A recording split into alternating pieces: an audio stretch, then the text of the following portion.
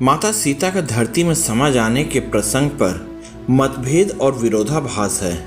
पद्म पुराण की कथा में सीता धरती में नहीं समाई थी, बल्कि उन्होंने श्री राम के साथ रहकर सिंहासन का सुख भोगा था और उन्होंने राम के साथ जल में समाधि ले ली थी।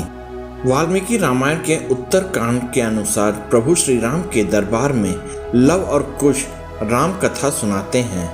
सीता के त्याग और तपस्या का वृत्तांत सुनकर भगवान राम ने अपने विशिष्ट दूत के द्वारा महर्षि वाल्मीकि के पास संदेश भिजवाया।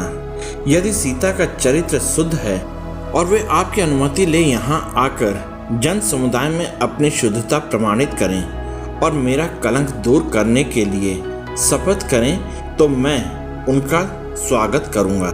यह संदेश सुनकर वाल्मीकि माता सीता को लेकर दरबार में उपस्थित हुए। काश्य वस्त्र धारणी सीता की दीनहीन दशा देखकर वहां उपस्थित सभी लोगों का हृदय दुख से और वे शोक से विकल हो आंसू बहाने लगे। वाल्मीकि जी बोले, श्री राम, मैं तुम्हें विश्वास दिलाता हूँ कि सीता पवित्र और सती है। कुश व लव आपके ही पुत्र हैं। मैं कभी मिथ्या भाषण नहीं करता। यदि मेरा कथन मिथ्या हो तो मेरी संपूर्ण तपस्या निष्फल हो जाए।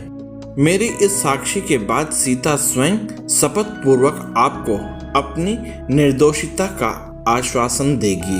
तत्पश्चात श्री राम सभी ऋषि मुनियों, देवताओं और उपस्थित जन समुदाय को लक्ष्य करके बोले, हे मुनि एवं विद्वानों, मुझे महर्षि वाल्मीकि जी के कथन पर पूर्ण विश्वास है, परंतु यदि सीता स्वयं सबके समक्ष अपनी शुद्धता का पूर्ण विश्वास दे तो मुझे प्रसन्नता होगी। राम का कथन समाप्त होते ही सीता हाथ जोड़कर नेत्र झुकाए बोली, मैंने अपने जीवन में यदि रघुनाथ जी के अतिरिक्त कभी किसी दूसरे पुरुष का चिंतन न किया हो तो मेरी पवित्रता के प्रमाण स्वरूप भगवती पृथ्वी देवी अपनी गोद में मुझे स्थान दें। सीता के इस प्रकार शपथ लेते ही पृथ्वी फटी, उसमें से एक सिंहासन निकला। उसी के साथ पृथ्वी की अधिष्ठात्री देवी दिव्य रूप में प्रकट हुई। उन्होंने दोनों भुजाएं बढ़ाकर स्वागत पूर्व सीता का उठाया और प्रेम से सिंहासन पर बिठा लिया। देखते ही देखते सीता सहित सिंहासन पृथ्वी में लुप्त हो गया। सारे दर्शक स्तब्ध से यह अभूतपूर्व दृश्य देखते रह गए। इस संपूर्ण घटना से राम को बहुत दुख हुआ। उनके नेत्रों से अश्रु बहने लगे। वे दुखी होकर बोले, मैं जानता हूँ माँ वसुंधरे, तुम ही सीता की सच्ची माता हो।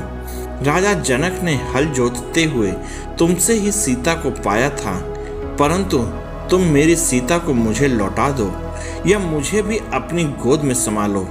श्री राम को इस प्रकार विलाप करते देख ब्रह्मादि देवताओं ने उन्हें नाना प्रकार से सांत्वना देकर समझाया। के बाद अनेकों वर्षों तक राज्य करने के बाद राम जी भाइयों और कुछ अयोध्या वासियों समेत सरयू में उतरते गए और एक एक करके सब वैकुंठ पहुंच गए। इससे पूर्व उन्होंने लव को लवपुरी नगर में राज्य दिया, जबकि कुश अयोध्या के राज सिंहासन सौंपा। आप लोगों को यह वीडियो कैसी लगी कृपया कमेंट करके मुझे बताइएगा। साथ ही आप इस वीडियो में मेरे साथ बने रहें, इसके लिए आप सबका बहुत बहुत हृदय से धन्यवाद और जय हिंद दोस्तों।